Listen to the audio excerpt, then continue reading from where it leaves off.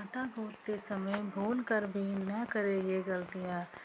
हर घर में रोज़ाना आटा गूंथा जाता है, लेकिन अक्सर ऐसा करते समय आपसे कुछ भयंकर गलतियाँ हो जाती हैं जो अशुभता की सूचक होती हैं। आप भी रसोई में आटा तो गूंथती ही होगी, लेकिन क्या आपने सोचा है कि आटा गूंथने के दौरान कहीं आप कोई गलती तो नहीं करती? इससे पहले कि आप ज़्यादा सोचें, हम ये आपको बता देते हैं कि हम ऐसा क्यों बोल रहे हैं। शास्त्रों में घर में मौजूद रसोई से जुड़े कामों के बारे में ऐसे कई महत्वपूर्ण नियम बताए गए हैं जिनका पालन घर में शुभता लाने के लिए आवश्यक माना गया है।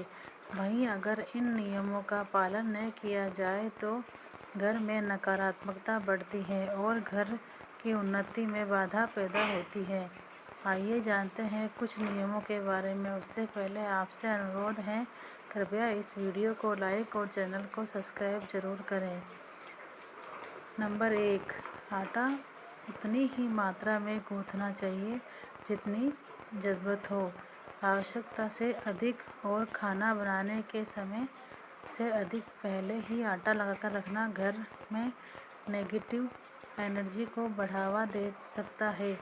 अगर आप ज्योतिष की न भी माने तो यह आदत सेहत के लिहाज से भी खराब मानी जाती है। नंबर 2, आटा गूंथ कर फ्रिज में रखना या खाना बनाने के बाद बचे आटे को फ्रिज में रखना अशुभ माना जाता है। ऐसा करने से घर की बरकत रुक सकती है और कलेश पनप सकता है। नंबर 3, आटा गूंथने के बाद कभी भी आटे को यूं ही नहीं छोड़ना चाहिए।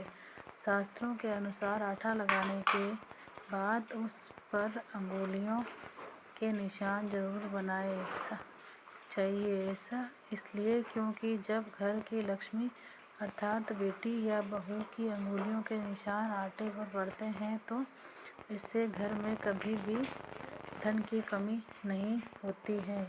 नंबर 4, आटा लगाने के बाद उसे खुला हुआ कभी भी नहीं छोड़ना चाहिए। इसका एक कारण तो सेहत से जुड़ा है कि ढका आटा खराब नहीं होता और उसमें किसी भी मक्खी मच्छर के गिरने का डर नहीं रहता, और दूसरा ये कि ढका आटा परिवार के सदस्यों के मान सम्मान की रक्षा करता है।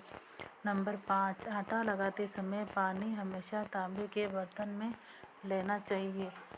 ऐसा इसलिए क्योंकि उसी आटे की रोटी का भगवान को भोग लगता है। ऐसे में आटा पूर्ण रूप से शुद्ध होना चाहिए। वहीं तांबे को एक पवित्र धातु माना जाता है, इसलिए आटा लगाते समय पानी हमेशा तांबे के बर्तन में ही ले। इसके अलावा स्वास्थ्य की दृष्टि से भी तांबे को लाभदायक माना जाता है।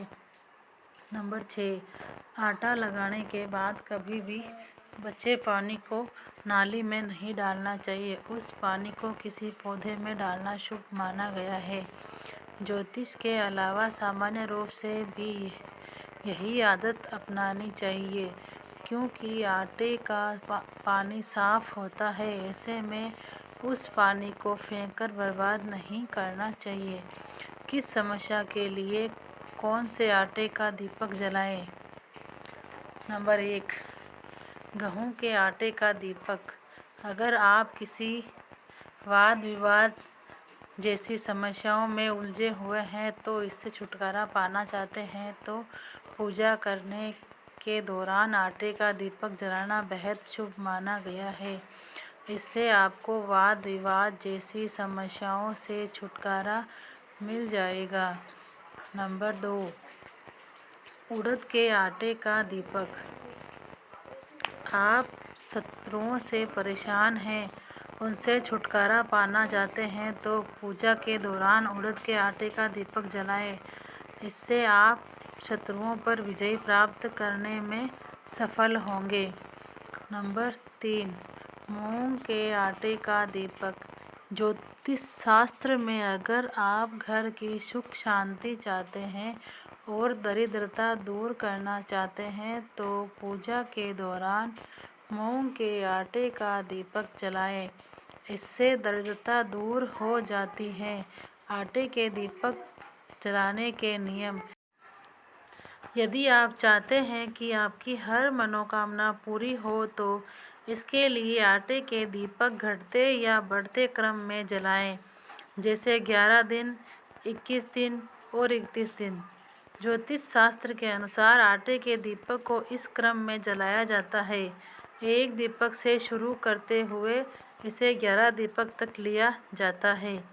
जैसे जिस दिन संकल्प लिया उस दिन, फिर दूसरे दिन, फिर तीसरे दिन, चौथे दिन, उसके अगले दिन से इन दीपकों को फिर से घटते क्रम में जलाया जाता है, जैसे 10, फिर 9, फिर 8, फिर ऐसा करते हुए आखिरी में एक दीपक जलाएं। अगर आपको भी कई तरह की समस्याओं का सामना करना पड़ता है तो पूजा में दौरान ऐसे दीपक का उपयोग करें। आटे के उपाय। नंबर 1, शनिवार के दिन आटे के दीपक में सरसों का तेल डालकर जलाने से व्यक्ति को शनि ठैया और शनि साढ़े साथी से छुटकारा मिलता है। नंबर 2, मंगल दोष दूर करने के लिए मंगलवार के दिन हनुमान जी के मंदिर में 11 दीपक का प्रण लिया जाता है। नंबर 3, आर्थिक तंगी दूर करने के लिए आटे के दीपक में हल्दी मिलाकर गूंथ ले और फिर इसे देसी घी या सरसों के तेल से जलाएं।